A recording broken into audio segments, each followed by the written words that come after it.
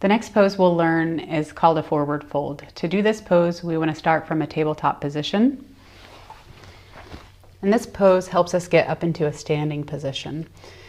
So from your best downward dog, rock the hips back and gently bring your feet up towards your wrists. Inhale and exhale. A modification for this pose is to bend the knees.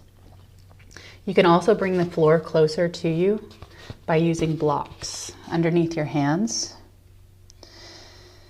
Inhale, exhale, relax the heart center down towards the knees. You can rest your hands wherever they're comfortable as you progress throughout this pose.